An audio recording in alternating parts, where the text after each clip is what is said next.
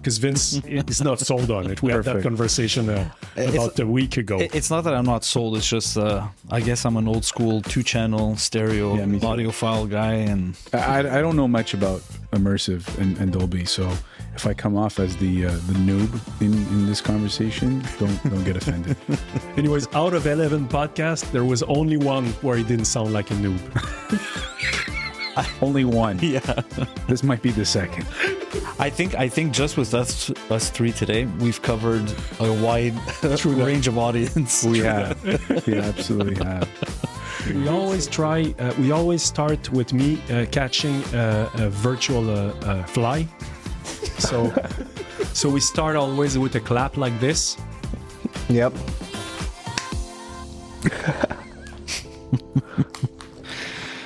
Hopefully one day he'll catch it, George.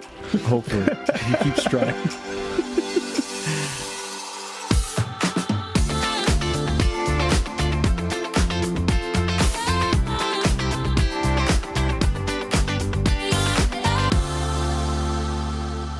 Well, George, thank you for jumping on to Behind the Rack. I'm a huge fan of immersive audio on the cinema side.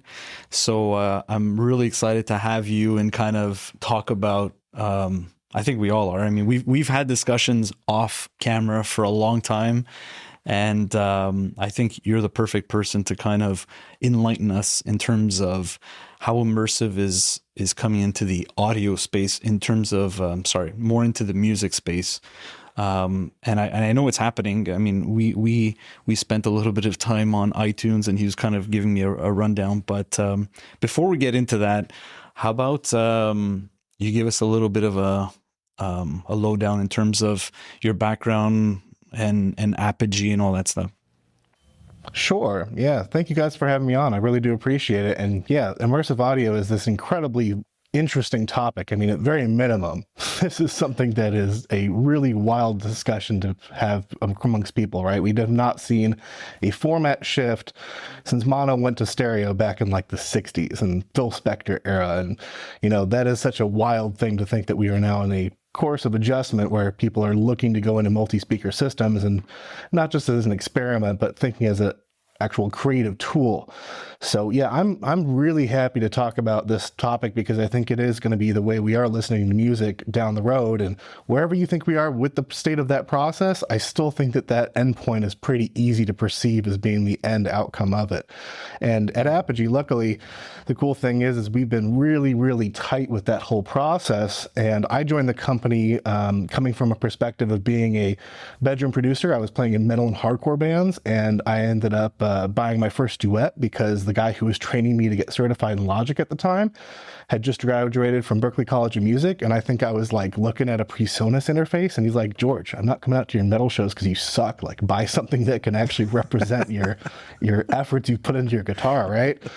And funny enough, about 6 months after that, where I got certified in Logic and then got my duet, I ended up getting hired for, I think the first gig I did was like a bossa nova jazz band. And so I'd never used as much of my music theory background as communicating with the guitarist of that band and talking about different inversions and voicings of stuff. So yeah, it was cool. That was my introduction to Apogee as a product, which was 2010. And it really like made it so that my productions were possible to sound like what I wanted to sound like, because I didn't realize the extent to which my mic collection meant nothing if I didn't have a decent mic preamp and converter to go through. And then lucky for me, after teaching Logic for Apple for a number of years, I ended up doing a couple events with Apogee. One that was for the Grammy committee of Seattle back when I was living up there, when the ensemble Thunderbolt came out. And so I met some of the team then. And then after I moved down to LA, I actually ended up doing an event called Creative Studios out here. And it was during the kind of COVID shutdown thing where we were teaching a lot of people remotely how to do production based on iPads. And that is when I met Cody, who was the guy who I took over for. So I started as a sales engineer position, moved into key accounts management, and then moved into project evangelism. And then now I'm currently product marketing manager here. Very cool. That's amazing. And maybe because I was talking with the guys before, Apogee has a very rich history of recording music. Without going into too much details, would you mind talking a little bit about the beginning of Apogee, maybe who they are associated with at the beginning, and just a little bit about this? Yeah, absolutely. So one of the interesting things about Apogee when you come and check out the actual headquarters and studio is realizing that, like, for this company that's had a truly monumental impact generally on music production and the habits and kind of culture of engineering generally, it's a pretty darn small company. And, when I got into music production, it was already after we had moved into DAW-based digital production. I mean, I'm a child that, my first productions were either going to be on a computer or on, these terrible Type 2 cassette track recorders, which were the options available in my price range at the time. And then to 2000s, we were kind of after the fact that they realized you could do really competent digital music. But it's weird talking to someone like Betty, who had founded the company, came from Soundcraft and live mixing. And I remember being shocked one of the first times she told me that when she was trying to sell the first product that modified these Sony PCM digital tape machines, people looked at it like it was the worst possible scenario for their reputation. And that's so wild to me as someone that grew up with the idea of digital music being a creative tool, right? But to many engineers at the time, 1985, the CD-ROM format existed since 83. 86 is when we put out that first product, and all of a sudden you start to see a ton of people that were willing to deliver to digital. And very much because of that first product, this 944 filter that dealt with anti-aliasing problems that were prevalent on that machine, it made it so that this brick wall limiter wasn't creating those problems. And basically you had to brick a by today's money, $1 million plus machine in order to make it usable. And this is kind of how the CD-ROM revolution started taking off. And then very shortly after, you had UV22, which is still built into Logic to this day as its main way of encoding CDs. Mm-hmm. But that technology, when it came out, was a huge difference in how people dealt with dithering between 24 to 16-bit. And man, it really created a revolution of people that were willing to deliver to digital at very minimum. And then it's wild to think that in the 2000s, that kind of happened again, like late 90s, 2000s, when you started to see Pro Tools Edit go down to a single, commercially available license that could run on commercial TDM style computers. All of a sudden, you started seeing a ton of people that were not only delivering to digital, but were willing to track in it as well, which obviously has enormous repercussions as to the creative process. I mean, it's kind of impossible to think about a world that doesn't involve some amount of guitar editing and DI work these days. And all these digital tools were making that stuff accessible. So it's really wild to think about the total impact of the company, which really has had the same mission for years and years and years. It's just taken different formats, whether it had been the first move to digital tape machines or PC-based digital editing platforms in the 2000s, or later on, things like the Duet that took that kind of studio quality and put it into bedroom production environments. And now I think the big shift is obviously a lot of people that are working in stereo starting to say, oh, what is immersive audio about? What does it offer as creative opportunities? Why would I actually care to do it? And the cool thing is we've made a lot of that process a lot simpler for the people that care to get into it. Very cool. That's a very good. He's working for Apogee, so I couldn't sum it up better than him. Yeah, that's exactly the answer I was looking for. And I think, Apogee is one of those brands where even if you're not fully invested in production, I'll use myself as an example. I come from the DJ world, a bit of audio, a bit of video, and who Apogee is and what they do. And it's funny, when we talk to other suppliers, I often give anecdotes of visiting their offices or meeting people at that company. And Apogee was one of those places where I was lucky to visit the studios and their offices. It was about 2-3 years ago during NAMM. And you walk into that place, whether it be the studio or the offices, and you're just like, okay, this is legendary. There's really important people that have walked through this space or have worked there, who've recorded there. And you can tell everybody there has such a passion for representing that company. So I just want to put that out there because I think a lot of people, there's so many brands out in this world, but Apogee is one of those where when you're talking about interfaces, you kind of get that wow, okay, yeah, I know who these guys are and what they do. And that's important in this type of market today. So kudos to everybody at Apogee, because it's such an amazing environment to be in. And like I said, even someone who's not fully invested in production or doesn't have a lot of knowledge about immersive, and I think that's where we're going to go now, is you got to sell me on immersive, right? Tell me why immersive is better than stereo. But you just know of the brand because of the legacy and because of the people involved with it. So I just wanted to mention that. Yeah, we love that community aspect of it comes across, because that's definitely one of the unique things about working here is that, we do shows with KCRW. You're literally rubbing elbows with Bob Clearmountain a lot of the times in headquarters here. One of the weird things that has happened with a lot of people that learn about Apogee is they may not be a part of the music world. They might be a part of post-production, or they may just be fans of music. And they end up learning about our company because of some of the involvement that we have with trying to stay really, really close and connected with this community that we have that's available to us from living in Los Angeles and Santa Monica, and having a studio that has a live performance space. And, one of the things I've come to realize is very unique about Apogee is that it is a music and musician and engineer forward company. And oftentimes when you look at larger corporations and groups, very commonly the decision makers are not necessarily connected with the realities of users. And, one of the things I've tried to do as much as I can in my tenure here at Apogee is really lobby for the users, as someone that really would not have been able to make my art without some of the tools that became available in digital home recording spaces. I see it as a obligation to pay it forward. And the cool thing about the whole company is that music as a foundation and just loving sound has really been the foundation of the company as long as it's existed. And you see it and you feel it when you go there. And obviously when you just the background of his... Yeah, like it's like that everywhere. It's amazing. I mean, I was sitting right behind Bob Clearmountain. He was mixing. They had a live show, and it was during NAMM. So I think they do it every year or every couple of years. Yeah, and like just being behind Bob while he's mixing, and you're just like, okay, this is someone really important. This is crazy right now. Like it's got a really cool aura and legacy to the brand, and it's important. Like I said, it's great for brand loyalty and for users, and I think everyone that opens up, their first Apogee product, you feel like you're part of the family and you're part of the legacy that they're building. So it's important. Not a lot of brands could do that.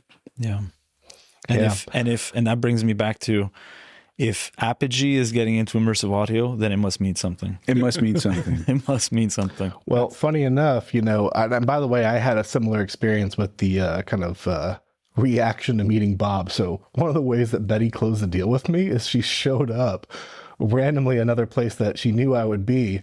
And she's like, hey, this is legendary mixing engineer Bob Clearmountain. And I just and my eyes widened, was completely blindsided by it. And, I think one of the funny things is you meet your heroes sometimes, and sometimes that is a bit of a letdown.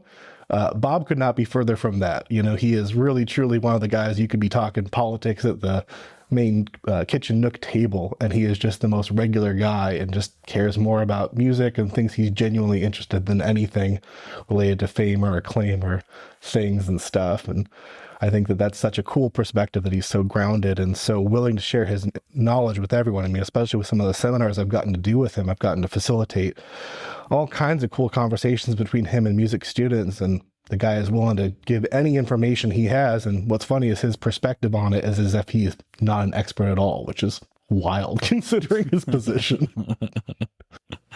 I didn't know that Betty would use Bob as a secret weapon to close deals. So that's good to know. I mean, here's the thing. There's a reason why digital audio is everywhere right now. And you have Betty Bennett to thank for a lot of that. Yeah, She's willed a lot of stuff into existence. And funny enough, actually, the immersive audio thing was actually another one of her ideas, because Bob had gotten exposed to doing surround sound mixing back when that was a technology. I'm not going to say that it was a common format, because to be honest with you, that's my main problem with surround sound as a technology as compared to Atmos, is that you had the ability of doing it, but you had poor implementation. I mean, I remember taking at the University of Washington a DX Arts class where we learned all about doing quad-based sound art. And, quadraphonics are one of the first attempts at doing immersive audio, and it happened decades and decades ago, you know? So people have been thinking about this idea of trying to escape two cones of speakers being the main way of being able to represent all kinds of instruments that are crammed into it for a long time. But quadraphonic really failed because it was such a complex setup that to do it, you really need to have some people that are able to control the environment to really high extents. And it was not possible for a lot of people that bought into hi-fi equipment to have a reasonably good experience with playing quadraphonic sound. And so when you think of surround sound coming out after that, certainly you had something that was more standardized, and you started to see a lot of consumer devices that would, you know, quote unquote support the format. But then did you have a CD deck that would deliver it to the right way? And, you know, there were all kinds of compatibility problems with it. And what's funny is that when Atmos really came out into music, which I would dare say the big push happened somewhere between 2018 and 2020, that's really when Betty was like, hey, Bob, you've been doing surround already. There's this thing, Atmos. You really should be paying attention to it. And at the time, I don't know if he was actually all that convinced that it was wildly different from surround, but, you know, come a couple of years later, and it's a pretty wildly different scenario where many of the problems that were experienced with quad and surround in terms of adoption and, you know, format problems and things not working together. You know, one thing you can say about Atmos, despite any other, you know, concern you have about it, it is ubiquitous. I mean, it has become accessible in all kinds of different ways very, very quickly as a format, which is wildly different than some of the other attempts at immersive previously. So, George, we have a ton of different listeners of various amounts of knowledge. Very quickly, what is immersive audio and why is it so important? Yeah, so good question. So I would dare say immersive audio is anything that tries to envelop the listener more. And usually when we're talking immersive audio, we are talking about multi-speaker setups, but it could also be defined as formats that affect your headphones. It could be a technology that encodes audio files. To most of us, what immersive audio really means is we're trying to create a 3D dome of sound around the listener in some meaningful way. And again, people have been trying this since quadraphonic sound. Atmos is a specific version of this that's come out back when Brave was first debuted, was the first time it happened in post-production, was for that particular movie. At the time, I think you had 26 theaters that were able to play it at the time of that launch around the whole world. And now you have quite literally millions of devices that are all capable of doing Atmos playback. So pretty wild to think about the change and progression of it. But really what we're talking about is the ability of not having to be limited to two speakers. You know, mono went to stereo. That really allowed you to deal with panning information that influenced a bunch of great records. I mean, think about like, you know, Dark Side of the Moon from Pink Floyd, right? You couldn't have that record work the same way if you didn't have stereo. But, you know, there's also a similar thing that's happening right now in immersive where a really great immersive record is able to give you tingles and a sensation out of the same tracks that would not be accomplished through a two-speaker system. And so in a lot of ways for people that are doing mixing on it and music production in particular, the cool thing is it's kind of freeing because a lot of the things that you're struggling with as a mixer are oftentimes figuring out how to EQ and compress and make it so that all these things that want to fight within two speakers are able to coexist in a meaningful way. You move into immersive audio, all of a sudden you have a lot more different ways of problem solving and doing creative mapping of this same stuff. And I think that that is definitely the creative inspiration behind a lot of people that really get into the process of doing this kind of work. So the soundscape is much bigger, which brings less, how can I put it? Less mixing limitation and challenges because you have more space, literally more virtual space or more acoustic space or more, let's call it, more audio space to play with. So that's very interesting. Yeah, I think that's one of the things that people wouldn't expect going into it, is it's like, well, in some ways the problem solving becomes easier because there's less stuff that has to inherently fight. If you want to, you can throw the reverb to your rear speakers. If you want, you can absolutely have it so that things go to your top speakers, right? There's all kinds of interesting ways of dealing with panning when you would otherwise exhaust your faders, right? So finally, we can finally get more cowbell. Sorry, it was too easy. I was speaking with Vince just before the podcast. I don't know if you agree with me, but in all these different scenarios, I hear three different type of immersive mixes, and I can hear clearly the difference, whether it's in high-end headphones like the Apple AirPod Max, which sound very good. It's a good compromise if you don't have speakers in the ceiling, but I hear a difference between a stereo track that has been upmixed with plugins.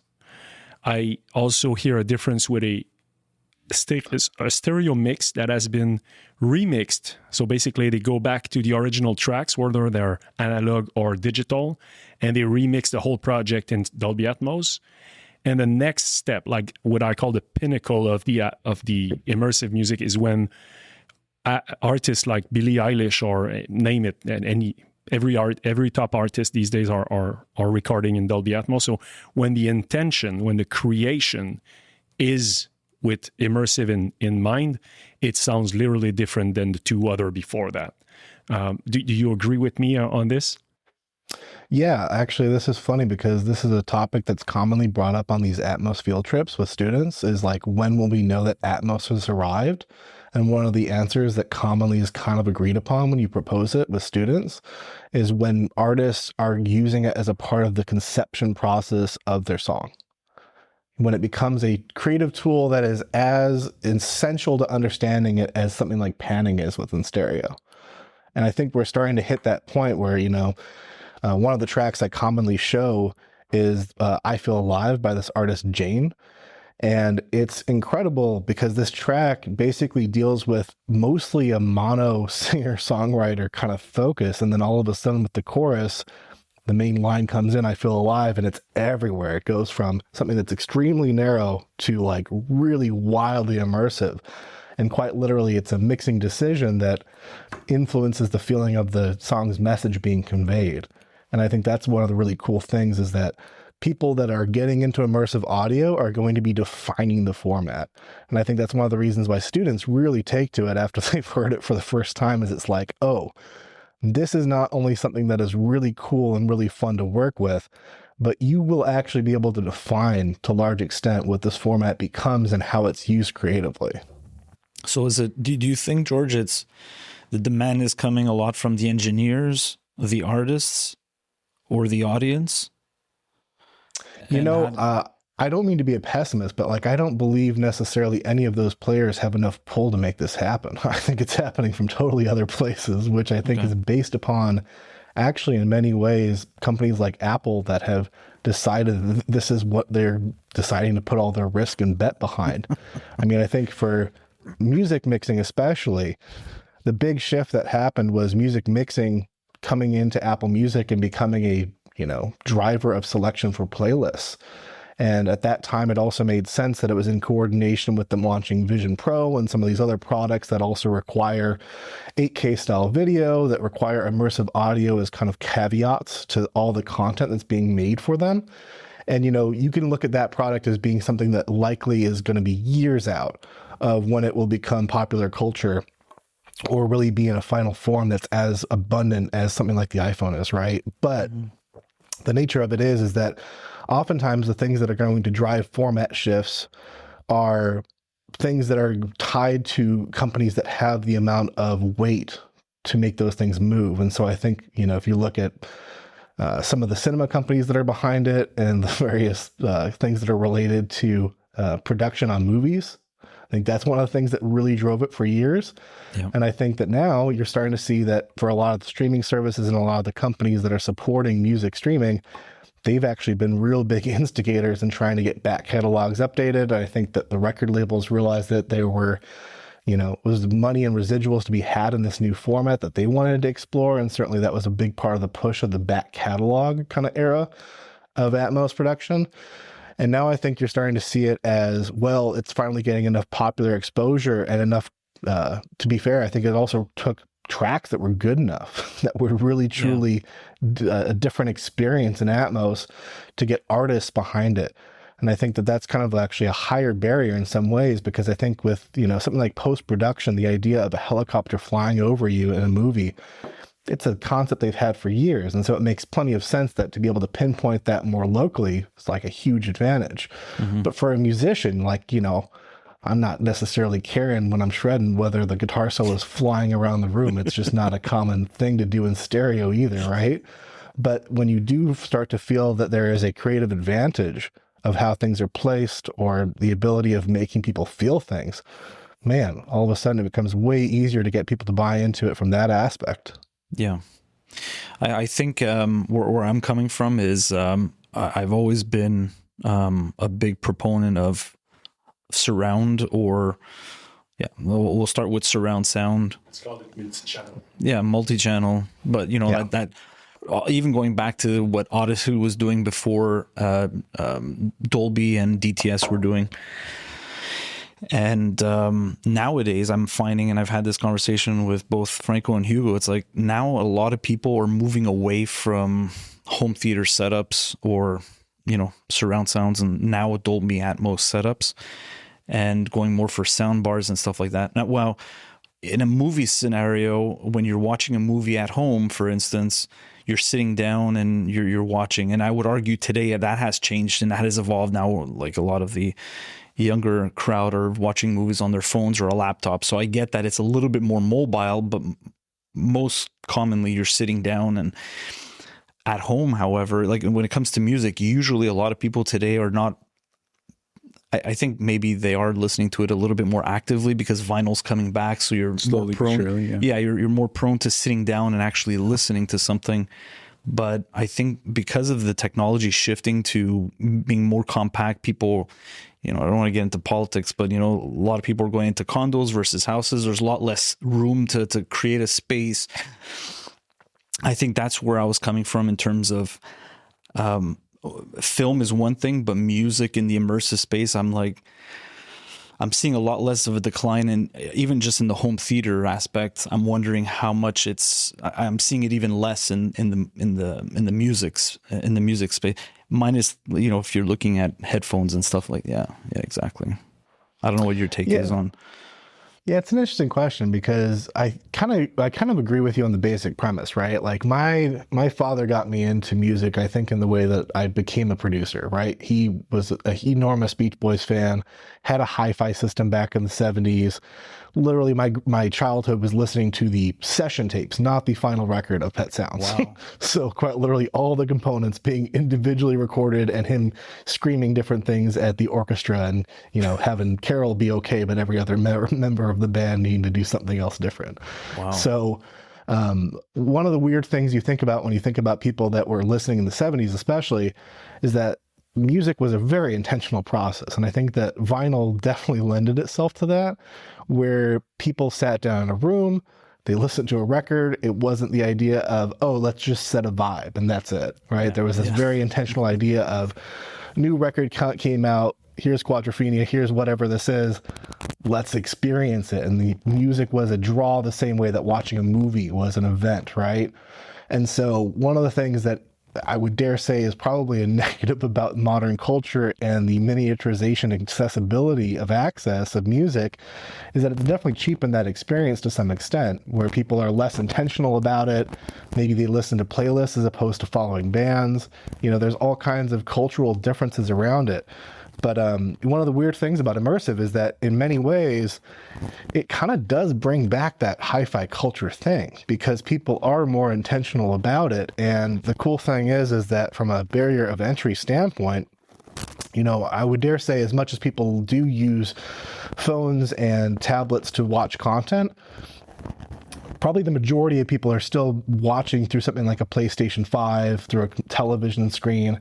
Mm-hmm. And in those kind of scenarios, these Atmos equipped soundbars are like dead easy things you hook up to that are no more difficult to use than stereo and still provide an additional level of spatialization that, especially for movie watching, no doubt it is much better approximating the experience of what it's like in a cinema.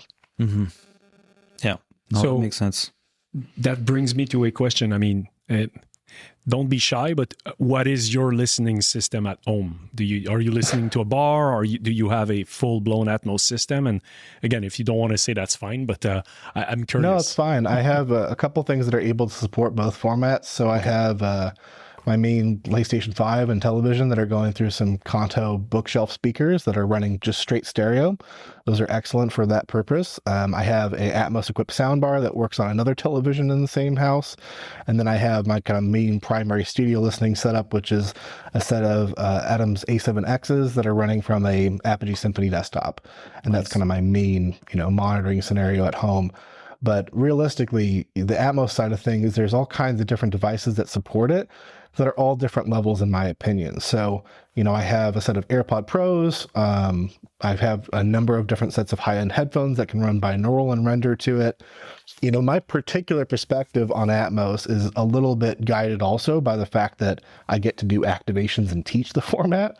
So I oftentimes have done these seminars using Apogee Symphony Mark IIs and Genelec speakers. And that particular system, especially running something like GLM, man, it becomes a bit life-ruining for listening to things on a lot of other different setups. So that's why I don't listen no to doubt immersive about it. at home. I think the first time you hear a full 7.1.4 speaker system with a really transient sensitive interface like ours and, proper speakers like the Genelecs, man, it becomes very difficult to go back to stereo and not understand exactly what you're missing out on. And, it helps to have killer content made by like Bob Claremountain and Alan Meyerson and some of these people that I've gotten to show their workflow and kind of show what the potential of the format is. But there's no doubt in my mind that it also has to be declared that 7.1.4 as a playback format is the thing that gives you the tingles. And I would dare say the way it sounds in my AirPod Pros is not the same experience. It's still the same format. It still creates something that is noticeably different by the listener. But in my opinion, it also is one of the things that will change the most over the next 10, 20 years, is I think you'll find a lot of people where once they can actually hear a 7.1.4 playback system, whether it be built into their car, whether it be through some of these newer speaker systems that are coming out that network together, do the calibration automatically based upon the listening space. I think as the consumer products are really focused on putting speakers as opposed to just spatializing existing audio through 2 channels or through virtualization, those to me still feel really, really, really different. He's absolutely right, because after I heard our demo of the 7.1.4 system with the the GLM and Genelec, it was unbelievable. And to your point, George, I understood immersive before that, but until you really hear it and you're in that situation and you get the tingles, as you put it, it's true. It's mind blowing. Like it's a different spatial experience completely. So I think personally, like even from a branding or business point of view, I think immersive, I personally think, this is my opinion, I think it's still in a phase where yes, there's a lot more companies that are adapting it. It's becoming more accessible to the end users, but I still think that there needs to be a push for people to even learn about it. Like we're getting to a point now where yes, all the major manufacturers are starting to include them. Like you said, whether it be, a car sound system or a sound bar that is Dolby compatible or Atmos compatible. It's all about telling people, hey, have you ever tried immersive? Some people don't even know, and I think it's just a matter of making them aware that there is something even better out there. And you don't necessarily need a 7.1.4 system to be able to enjoy the benefits of it. Just like anything else, there's different levels. But yeah. I think it's just a matter of educating people, of saying, hey, that album says immersive. Some people will just skip over it or not listen to it or not even know what it means. But the way you explained it, by having more of that soundscape of that space, that 3D environment for sound, I think it opens up a lot of people's eyes to what's coming in the future. And I think we're just going to start seeing it more and more. And I'm excited for that, because people need to experience that. And we need to get more 7.1.4 systems out there and give people more tingles, because it's amazing. It's truly incredible. Yeah. I mean, if you're into music listening, that's what you're there for, right? You're there for something that feels like it changes your life's course, right? I think a lot of people, one of the ways they connect with music, if they're real serious about it, right, is it becomes a part of their intrinsic identity. And that oftentimes requires really intense experiences. Like I will always say that I think going to concerts is one of these things that is just so overwhelming and so amazing. And, you know, obviously there's aspects where it's like if you're stage diving, like that's a very intense experience for various reasons. But I think there's also an aspect of the community of it. And I also think there's something about being moved in a way that's not pinpointed to just two speakers in a way. I think that there's definitely something different about being close to a stage and being able to move around, to hear your guitar amplifier, hear the drums, depending on where you decide to stand stage side. Those kind of things we've always considered to be represented relatively favorably in stereo. But the second you hear a 7.1.4 experience and you hear the same record, and all of a sudden you can hear, oh, there's a 12-string guitar layered into this, and I never noticed it until now. It really does question how good it is to approximate the way that we hear music just because we have two ears. You know, like that's not necessarily how we perceive audio. It's definitely a mechanism towards it that we think that we are replicating through our playback system, but is likely quite a bit more complex. True. The brain is percepting where the sounds are coming from. So the more speaker you have, the more position you can have sounds around your head, the more interesting becomes the experience, in my opinion. Yeah, and it's also like one of the challenges of headphone-based renders of this kind of format as well, because transparently, binaural is actually a pretty cool way of getting into it if you don't have any kind of specialized playback system. And there's a couple things people probably need to know if they're going to go about headphone mixing. One of those is that, you know, even something like AirPods Pro is a different playback format altogether than binaural, so it's good to know that part of it. But the other thing is that like there's psychoacoustic stuff going on to represent height information in headphones that may not actually make you completely suspend your disbelief. And that's something that's being worked on. And if you've ever had someone do like an HTRF scan before to try to virtualize things better, or Sony's VME system, like there's definitely better ways of making headphone type playback systems trick our brains into psychoacoustically perceiving where things are placed in a way that is way better able to get past your suspension of disbelief. Would you say that would be your recommendation for anybody who's listening and hasn't heard any immersive or hasn't gone into the immersive experience, to start with, let's say, a pair of binaural headphones? Is that your entry point, or what would you recommend as a good entry point for somebody to hear experience? How do you sell them on immersive? This is the easiest way and the most affordable way. Let's say I don't have any immersive. I'm listening to everything stereo. I have AirPods. I don't even know that my AirPods Pro are doing like spatial audio. Yeah. So for someone who doesn't know what's the entry point? Like, I think earlier you mentioned, there's nothing like having a real discrete system with speakers, but what's the selling point? Yeah, I mean, I'll be the first one to tell you, I am a fan of people getting the ability of expressing their art fully. So I'm a strange person to ask about selling something because, I want us to sell our products, but I sell our products because they match what people can make their best art with. That's kind of how I perceive that whole conversation. So with people that are into spatial, right? Because if you're asking that question, chances are you're into immersive, you're just asking, how do you go about making a deliverable? How do you go about making your first Atmos mix, right? And for the person that's been working in stereo, that's kind of the conventional home producer that maybe has a little bit of outboard gear, is most likely got a set of headphones and they've got a set of monitors and that's it. Well, there's a couple ways you can go about making Atmos mixes. And I think if you're like myself and you're a Logic user, it's pretty accessible to get into because the renderer is integrated right into your session. The biggest thing you need to know is that you actually need to clone and create a different version of your session because you don't want the stereo version to go away in case you need to revise it. Because you can always down mix Atmos back to stereo information, but oftentimes you might want to have both. So smart idea to duplicate it to start. And then the other part of it is the big question between binaural versus something like I said of AirPods Pro. But this is a good question because we were having this conversation with Vince. So typically when someone's going to mix in Atmos music, okay, I'm not talking about film because the renderer can can do all those different down mixes. But when someone mix, and sorry, we get into a lot of technical right now, but yeah, modern DAW like Logic and Pro Tools have the renderer built in now, so you can basically flip your mix from stereo to immersive just like saving your session. Would they still do? They would still do a full stereo mix, like a real mix, and then they would do an Atmos mix. They would not use the renderer to down mix, correct? Well, this is a great question. And honestly, I have not found any clarity on this because it depends on whose perspective you're following. So my perspective is of the Apogee artists that I have gotten to observe their workflow. And I tend to be most bought into their creative vision, to be very blunt with you.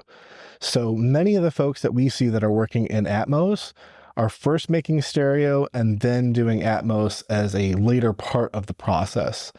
Some people, like Clear Mountain, are doing it simultaneously, but that setup in his one is extremely rare and unique because he has a 7-channel VCA surround compressor that deals with some of this stuff, and then he's doing a print rig that goes out of his, usually he's working off of his SSL these days, and then coming back into a separate symphony that's only purpose is to print in that stuff that's coming back from the console.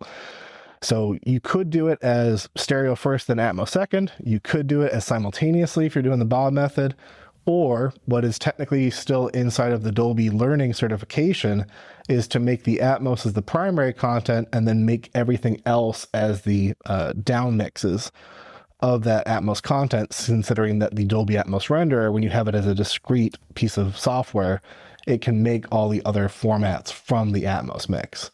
So as much as it would be great to say, oh, here's this one method of how to do it, again, when we think about music mixing and Atmos, this is a relatively new thing. I mean, even having a mastering software that's devoted to doing Atmos mastering only just barely got announced. So we're still very much at the beginning end of this stuff, even though we now are seeing, I think, 80 or 90% plus of the Billboard Top 200 that all have Atmos compatible mixes. Quick question, the geek question, because my background, as you know, is more post-production and DAW. Is it Steinberg Wavelab that does mastering? What's the platform? Yeah, Wavelab now has it built in as support, yeah. That's it, huh? Okay. Yeah, correct. Okay, good. Pretty cool. Thanks. And my perception was, I've been dealing with Dolby Atmos as a post-production professional before, and I knew that the mixer were only doing their Atmos mix and then re-render to all the different formats after. But I didn't know that some of the mixing engineer for music could be using it. I know the algorithm sounds amazing. It sounds phenomenal, like when, Dolby really have their thing together. But I didn't know that even the mixer could use, like when I say the mixer, the music mixer could use the renderer to spit out stereo mix. That's good to know. It's new to it's me. really interesting. I mean, I think that's one of the things that's kind of cool about Atmos when you dive into it is like there's actually a lot more resources than people ever expect. And they're just not necessarily curated in a very accessible way. But if you look at, I think it's just learning.dolby.com, you'll find a whole site that goes into like Dolby Atmos and how to understand the format and file types and workflows and all kinds of cool stuff. And that's entirely free as a resource, which is really sick. There's something like Dolby Dart, which is about designing rooms that they put out for totally free as well. There's all kinds of different best practices and standard stuff you can find, which is really useful if you're learning about it. So yeah, I think that there's actually a lot more resources to get into this than people expect. And again, it's sometimes just about knowing where to look. Yeah. Yeah, Dolby are really keen on sharing the knowledge because they want people to adopt it. Yeah, like I was saying, it's about educating people and And hearing is believing. True that. Especially that. Little anecdote, you probably aware, but here at SFM, we had an Apogee launch event with your predecessor, I think, about 2 or 3 years ago, and we did a Genelec system in the showroom here, and we had our employees coming and listening to the mixes. It was a great experience. So I can relate when you said Symphony, Genelec. So yeah, it sounds great. he got the tingles. Yeah, man. It's just really, it's one of those things where I think until you until you hear the right song on that kind of system, you can't understand what you're missing out on. Yeah. And I think that's maybe the only part of this that kind of makes me sad, is that it's still likely something that's gate kept only because of access. And, we've been doing a lot on our side to try to help out with that. Like we actually created an entire product all around immersive audio, Symphony Studio. And so much of that product was about trying to figure out not only how to have really complete standards built into the device and make it something that can connect with any DAW, but the other big deal on it was trying to figure out a price point we could put it at that would put it within reach of people. And, we were lucky enough to partner up with IK Multimedia, who had just put out their iLoud speakers. And now they just quite literally, I think 2 days ago, released a new sub for that system. So you now have a lot of people that, instead of looking at a $50,000 investment to get into Atmos mixing in their studio, they're looking at under 10, sometimes like closer to 7. And that makes it way easier for people to think about adding it in when it's like, oh, I could buy a new bus compressor and that would be sick, but I could also add Atmos as a deliverable. And from a business aspect, it's kind of a lot easier to justify that most of the time. And we did talk a little bit about the minutia of making Atmos, of making Atmos mixes, but any advice you'd have for someone? You already sold me on it now. So even if you didn't like to sell me something, but let's say I want to move into Atmos. I want to do it now. You mentioned about bundles. The price to start mixing in Atmos is getting more and more less and less expensive. The format has democratized much more. The renderer are built into all the tools we use every day. What would be a piece of advice you'd have for someone who wants to start? Yeah, so there's kind of different levels you can get into it at. So I think I mentioned previously that the kind of entry point for a lot of folks that are just hobbyists and they don't necessarily have a full recording studio, probably their entry point is likely to be a set of AirPod Pro or AirPod Max as a way of being able to conceive of that spatial information. Those are actually pretty decent as your first exposure if you're just trying to take a session you have, turn it into immersive, and then like maybe you have a friend that's able to do a reference check on a real 7.1.4 system. It's a totally viable standpoint to start from. The other one I would recommend if you're going headphone based is you can run binaural headphones. And if you have a set of open backs that are pretty decent in their response, especially if you're running like SonarWorks Sound ID or something like that to flatten them out a little bit more as well, that's not a bad starting point. And that's definitely enhanced if you then add in like an HRTF file on top of it, which can then make it really feel like things are pinpointed in specific rooms. So I think that that's definitely one of the ways of improving the binaural experience really significantly. And then I think probably the next big step, which is what most people are going to be doing in the project studio kind of territory, is if they're looking to actually deliver Atmos mixes, chances are you're going to want to have a 7.1.4 speaker system.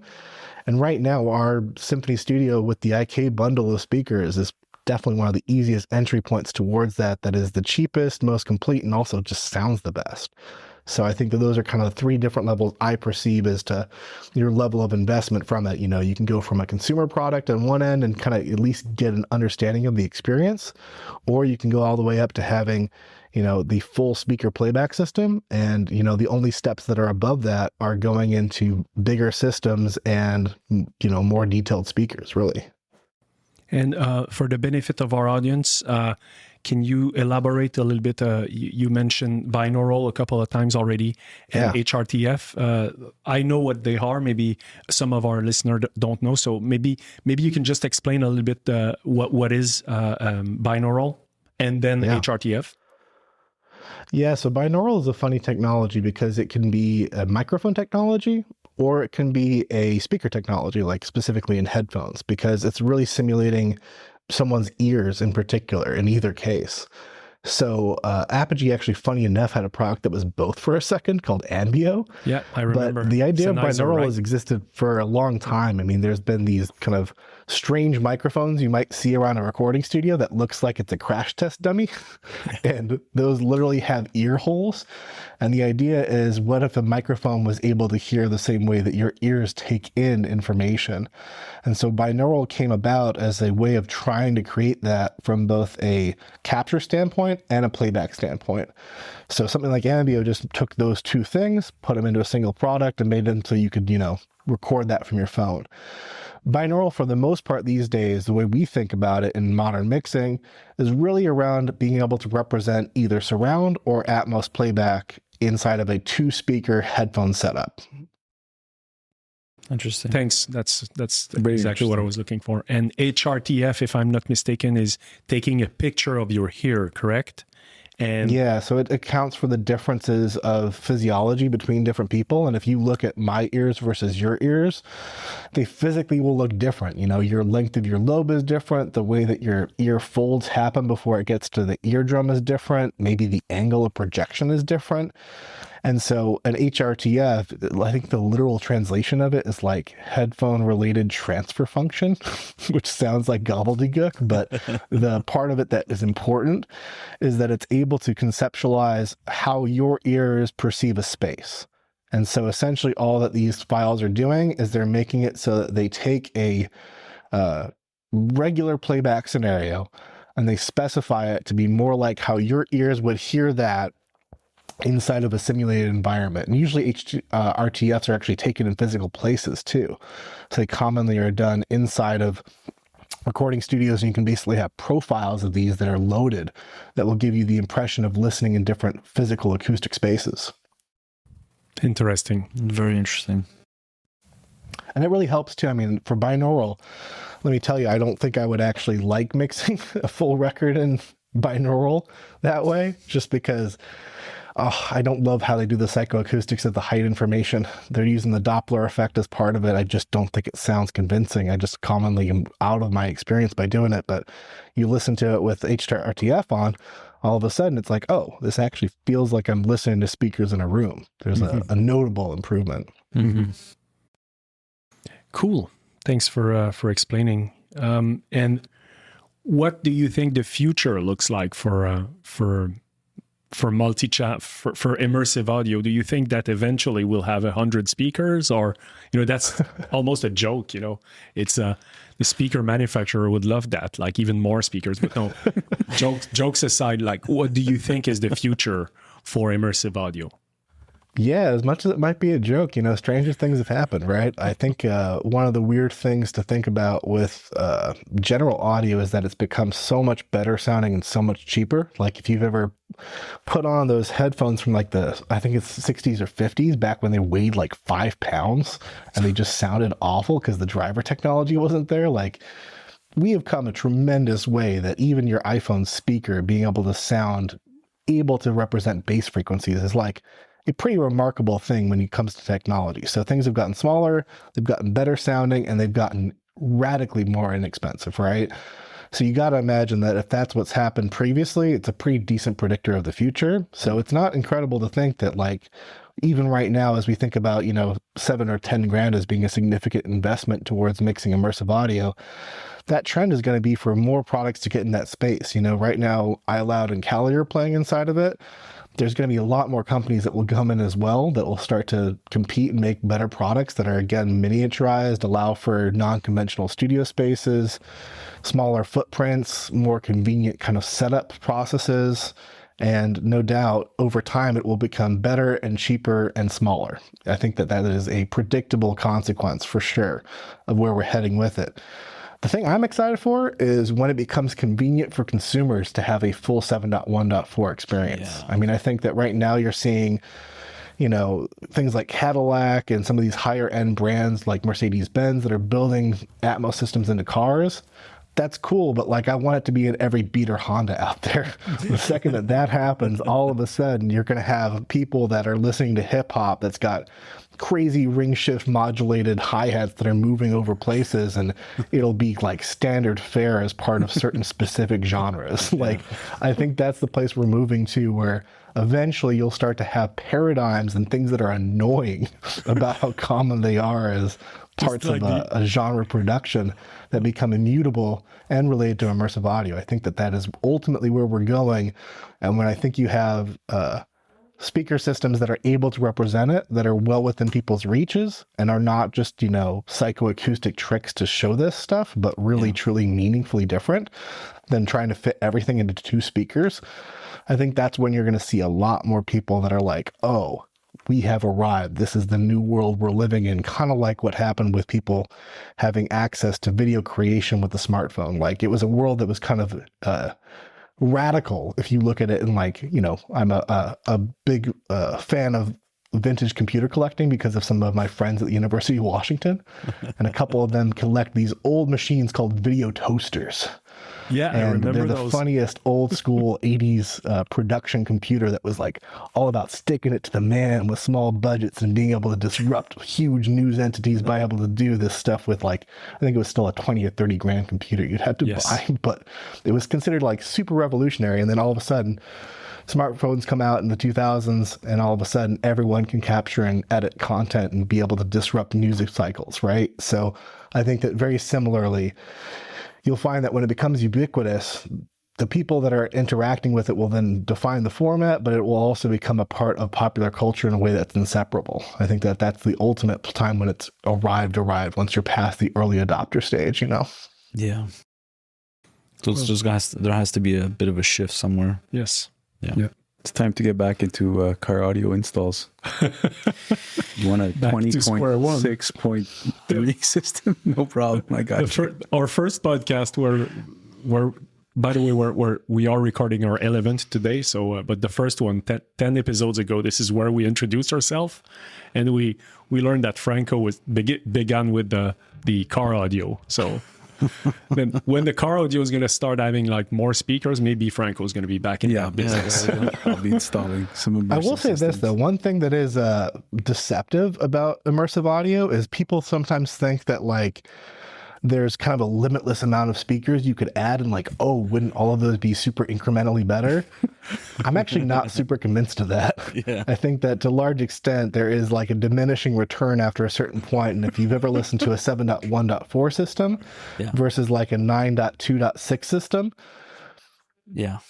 tell me what is really appreciably different about those two things, aside from what was appropriate to the studio design and the space, Yeah, I do agree. I think that to most people, the cool thing is that it is unlikely to be that you have to have 200 speakers to experience the phenomenon.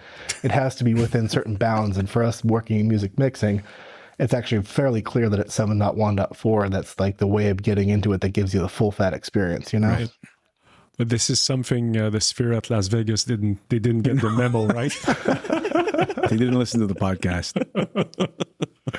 Well, Awesome. that was a great show. Anything we forgot to ask while we have the No, I mean, we can spend an eternity on just this subject, but no, I think it was a great time to answer a lot of our questions, but hopefully it helped answer a lot of questions that the audience may have had, especially on something. I mean, we started having a theme on immersive experiences altogether, whether it's video or audio.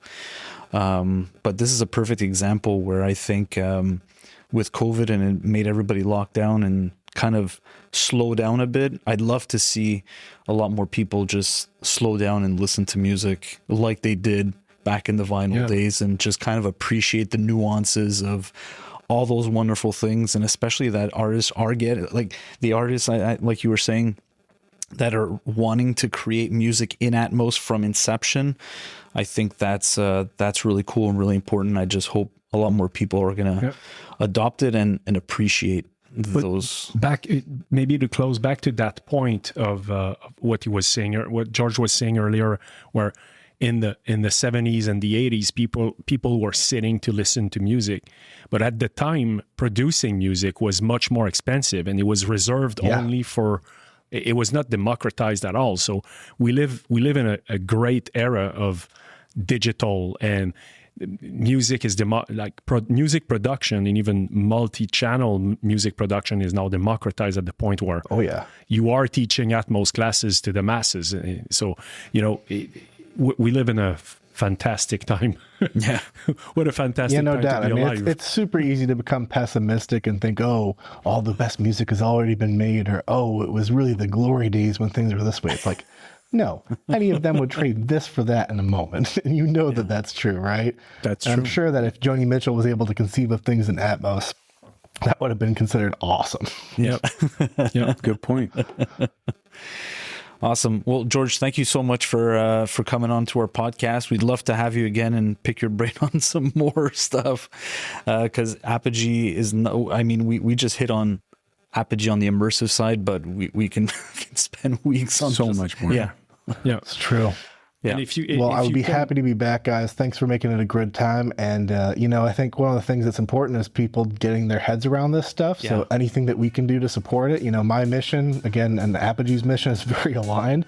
We really want to make sure that we're not only making some of the best products within digital audio and making the best sounding stuff, but also making it so people can hit their creative potential. So Yeah. I'm happy to do stuff like this that helps take some of this stuff that is really inherently confusing because there's disagreement about it and it looks like it's official and make it into something that's more palatable.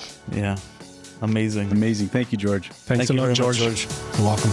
I'll be your love, I'll be your sunshine,